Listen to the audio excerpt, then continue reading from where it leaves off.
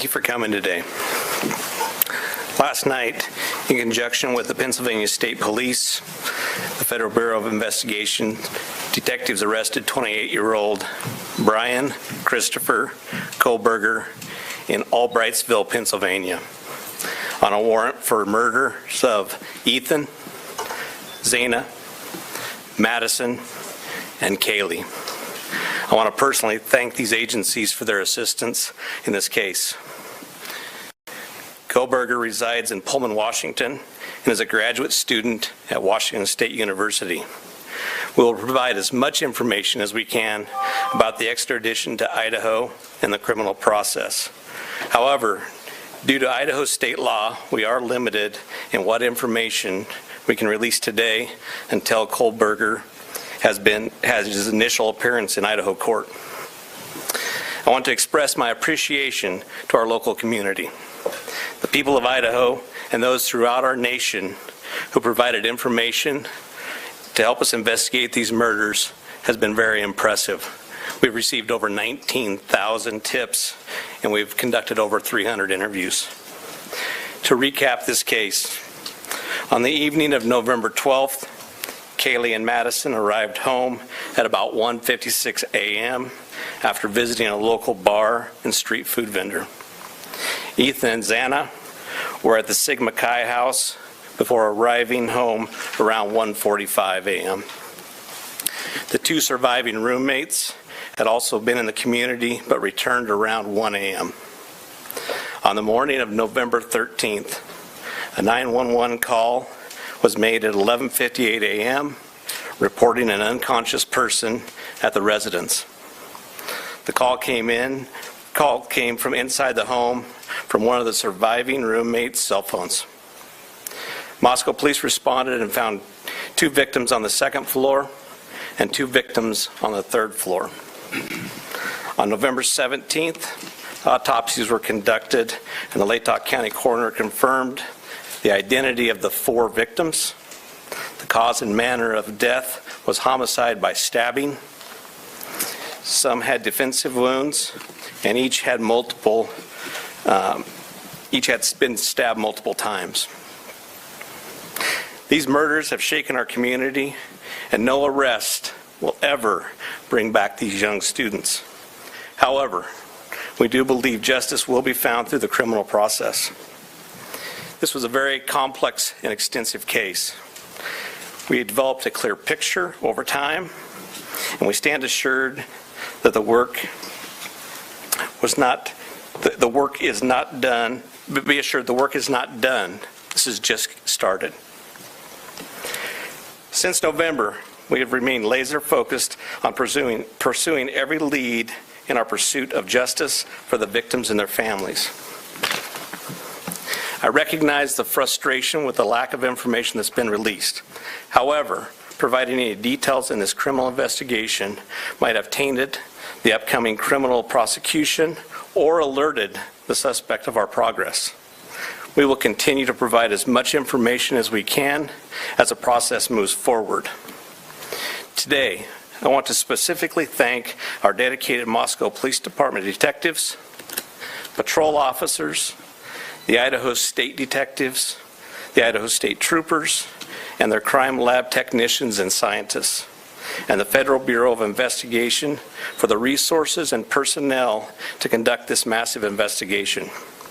It was the dedication of them and the persistence and the numerous hours that led to an arrest. Fortunately, these highly skilled people worked together as a cohesive team to solve this case. I also want to thank our community and the nation. Over the past 6 weeks, I've been continually reminded of how much our community cares. Locally, public support has been exceptional with kind words, food for investigators, and letters of support. You will never know how much your words of encouragement help us through these trying times. I appreciate each of you and each of your kindness.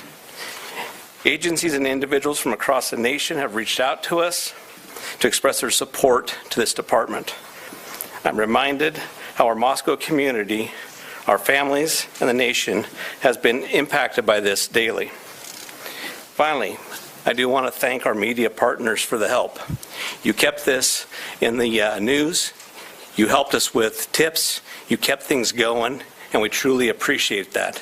And you are the product of those 19,000 tips that we received, which is an impressive number.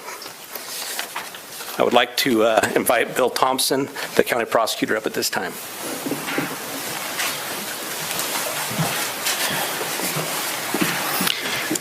Good afternoon, folks. My name is Bill Thompson. I'm the Latah County prosecutor. And it's sad to be here, but happy to be here at the same time. As Chief Fry indicated, a criminal complaint was filed yesterday here in Latah County, charging the defendant, Mr. Kohberger, with 4 counts of first-degree murder, in addition to felony burglary, which involves entering the residence with the intent to commit the crime of murder. Mr. Kohberger, and let me preface, there is a pending case now in court, and I and my office and the investigators have to live with the restrictions that our Supreme Court places on pretrial publicity. That said, I promise you we will share with you through the court process or otherwise whatever we are allowed to. I just appreciate your patience on that.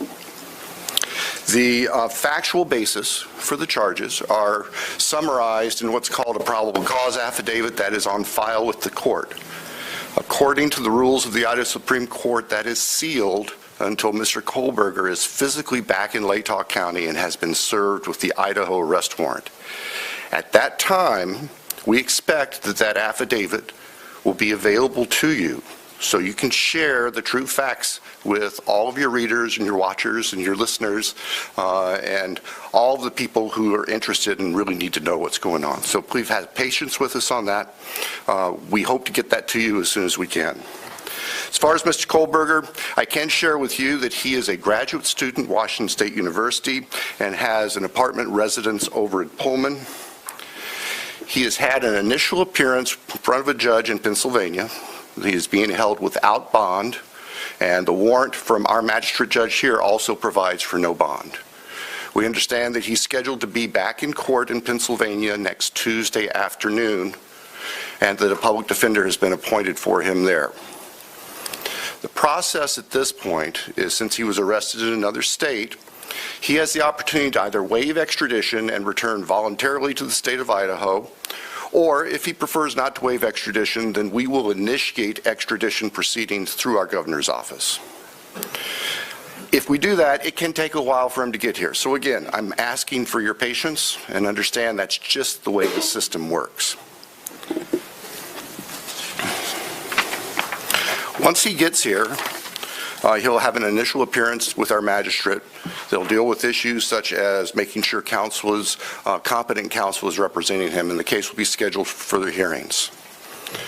Your primary source of factual information is going to be the court record, because that's what the Supreme Court says we need to refer you to. So please pay attention to what's going on in court and have people there to watch and hear what's being said. As an attorney, myself and my office, we are limited on what we are allowed by the courts to say outside of the courtroom. So please just work with us. Finally, as the chief indicated, this is not the end of this investigation. In fact, this is a new beginning. You all now know the name of the person who has been charged with these offenses. Please get that information out there. Please ask the public, anyone who knows about this individual, to come forward. Call the tip line.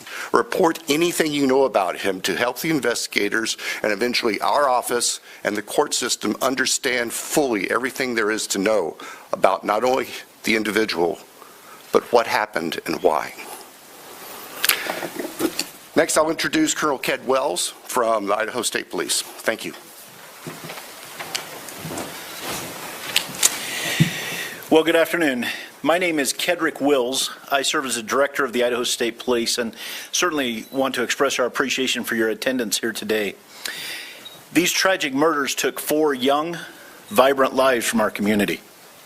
Nothing we do can bring them back. The only thing that we can do in law enforcement to honor their memories that we know of is to bring this to a successful conclusion. This has been a very difficult time for the families, the university, the community, and the state of Idaho. However, it is also proven that communities come together in tough times. Certainly appreciate the support of the local community and our national audience that has been following us as our investigators have worked through this case. I'm thankful also to you, the media partners, who have helped keep this case in the forefront that generates the tips and we hope will continue to generate information that will help us to a conclusion of this proceeding. I'd like to express our appreciation on behalf of the Idaho State Police to Chief Fry, his leadership, and the entire Moscow Police Department for the way that they handled this from the very beginning. He directed the right people to the right positions that led us to this conclusion today.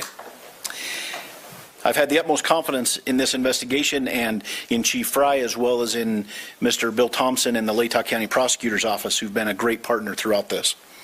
Nothing has deterred the commitment of the investigators who've worked on this case, regardless of the organization they represent. It's been very trying and very difficult, as you know, that it has been on those investigators as they do the tedious work that they're so good at doing. The partnerships is what's led here as well. The partnerships between Moscow Police Department, I'd like to express our appreciation with the Federal Bureau of Investigation, specifically the Special Agent in charge out of the Salt Lake City Division, Dennis Rice, and also the work that happened in the last 24 hours in Pennsylvania with the arrest with the Pennsylvania State Police and Colonel Evanchik with the Pennsylvania State Police. We appreciate what they've done across the nation to help us as well. As Bill shared, this investigation is far from over. In fact, I appreciate what he shared, that this is not an ending, but rather a new beginning. The difference now is, as he shared, that we are dictated what information we can share by the court process and by laws in our state of Idaho. And so we will share, as he shared, Mr. Thompson is absolutely committed to share everything he can share through the court process. We've got to make sure that we don't get in front of that process. And we really deeply appreciate everybody's support here. The relationships that were forged here and the partnerships that were forged have led to this, and based on that is why we're here today. And we continue to believe that the best way we can honor these 4 lives that have been taken is to make sure that we have a successful outcome here. One of the partnerships that's been forged throughout this is a partnership with the University of Idaho, and on that I'd like to introduce the president of the University of Idaho, Mr. Scott Green.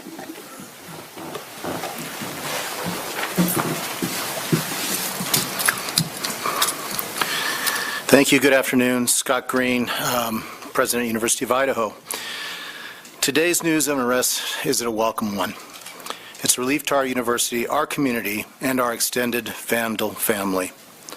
The outpouring of support over the past 6 weeks helped sustain us during the most trying time. It provided the strength that helped us navigate the international scrutiny visited on our students and employees. We are truly thankful for the compassion and acts of kindness shown to our community. Kindness is contagious, and it provided the light that reclaimed ground lost to evil and darkness. We first want to acknowledge and thank Governor Little for the early promise of financial support that enabled the university to secure our campus and focus on helping our students and our employees in the wake of the crimes. We also appreciate the Idaho State Police and the highly visible security presence that brought comfort and calm to a community shocked and confused by the senseless crimes. We never lost faith that this case would be solved and are grateful for the hard work of the Moscow Police Department and their law enforcement partners.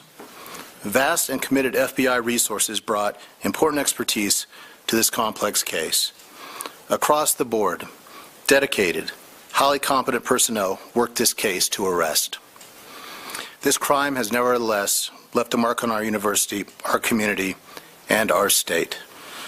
While we cannot bring back Maddie, Kaylee, Xana, and Ethan, we can thoughtfully and purposefully carry their legacy forward in the work that we do. Our students come first, and that was proven each and every day of this investigation. We are committed to safely delivering the college town atmosphere, campus experience, and high-touch quality education for which the University of Idaho is known. With time, we will heal. We will move forward together, and we will remain Vandal strong. With that, I'd like to turn it back over to Chief Fry.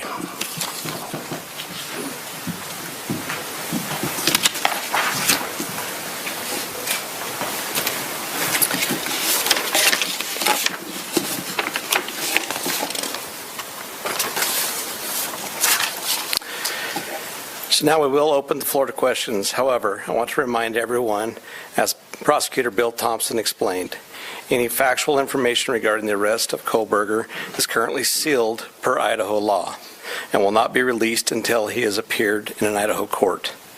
Please formulate your questions accordingly. I recognize there are a lot of questions, and I will try to answer as many of them as I can. Is there an evergreen or Argonaut reporter?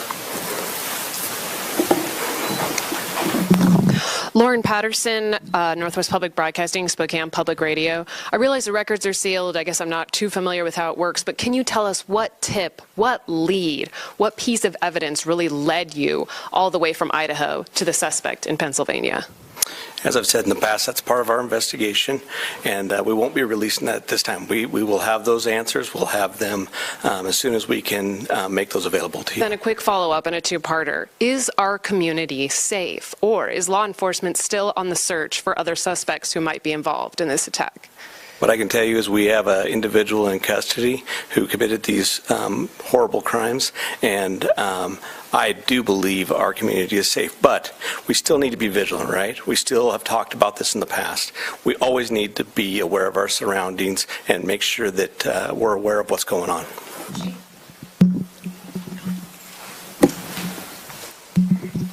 Hi, Chief. How soon into the investigation did police and law enforcement begin to spot Mr. Kohberger as a potential suspect? And a follow-up, how many tips, if you can say, were specifically related to Mr. Kohberger? To the tip part, honestly, I can't answer that question, so I'm not even going to speculate on that. On the other part, that's part of our investigation, and it will come out. I'd like the mic to please come right over here.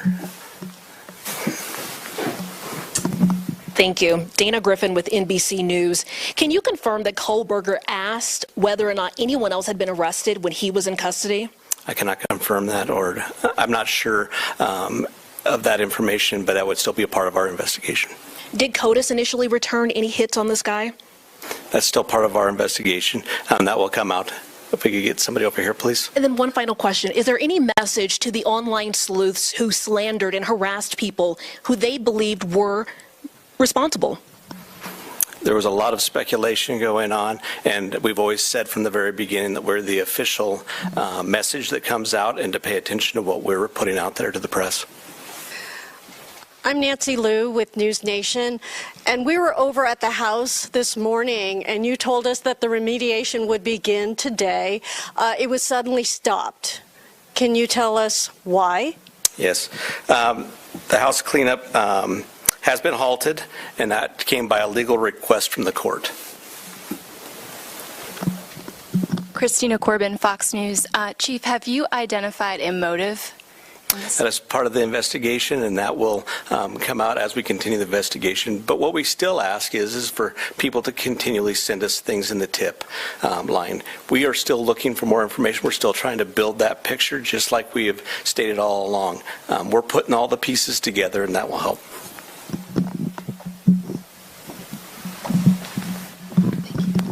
Chief Veronica Miracle with CNN. Any indication that the suspect knew the victims? That's part of the investigation as well. It won't be something that will come out at this point in time, but as we continue the investigation and as this case goes to trial, that will be brought forth. Have you spoken to the families? Can you tell us what they've told you today?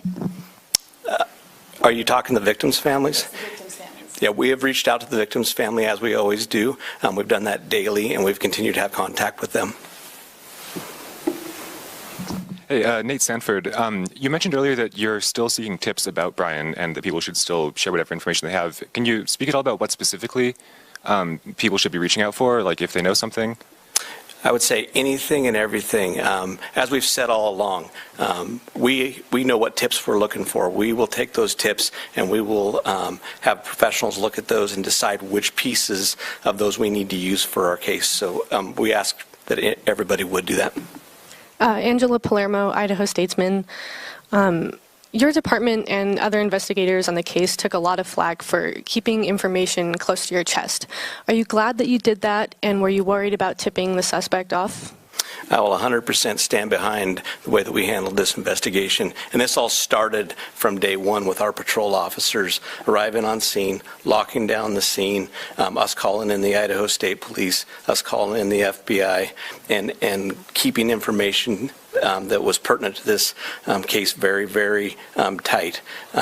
We want to have a situation where, when this goes to trial, there is no doubt that we've done everything right, and we've slowed down, and we've continued to slow down, and we'll continue to do that. Hey, Chief. Have you guys found the murder weapon or the Hyundai Elantra? So we are still looking for all pieces of evidence, but we are still looking for the weapon. And I will say that we have found an Elantra. Stephanie Becker with CNN. Can you tell what it was like when you got the phone call when the police told you that they had your suspect? I can tell you, for a lot of law enforcement, it was a fairly sleepless couple of days with, as we were leading up to everything that we were doing. But what I can tell you is I have faith in those agencies across the nation. I have faith in our officers. I have faith in the FBI, and they did a great job.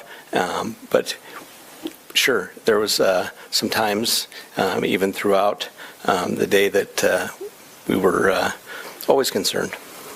Hi, Chief. Danya Back at CBS News. Can you talk a little bit more about the suspect's connection to Pennsylvania? All I know is that he lives in Pennsylvania. Chief Guy Tannenbaum from Nonstop Local KHQ in Spokane. More about the Elantra. We saw reports that you mentioned that you recovered an Elantra, but can you specify where that was found? And we know that that was one of the biggest pieces of information you were asking from the public to tip. Were you able to provide an information on whether those tips led to this seizure of an Elantra? That's still part of the investigation that will come out in the future.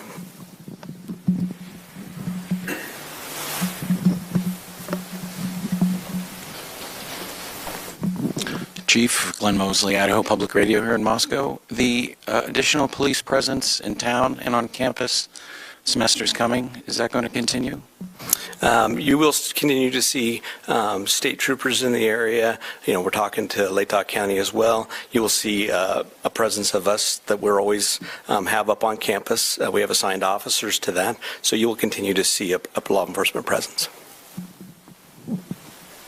Thank you. I'm going to take two more questions. Hi, Chief. Julie Scott, ABC News. Can you tell us if you eventually had a license plate number to the Elantra and how you tracked it to Pullman? That's still part of the investigation that will come out.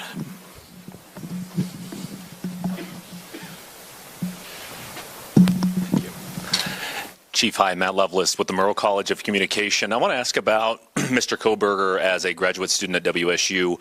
Are you aware of if he returned to campus after November 13th? And have you had any communication with departments on the WSU campus about his attendance? So some of that is going to be followed up as we continue our investigation. We'll be asking some of those questions, but that'll come out in the near future. So what I do want to do is I want to thank you all. You really have been the national voice for us. You've given us the opportunity to get many, many tips, and I do appreciate everything you've done, and we'll continue to look forward to working with you in the future on this. So I'd like to thank you for that, and thank you for your time.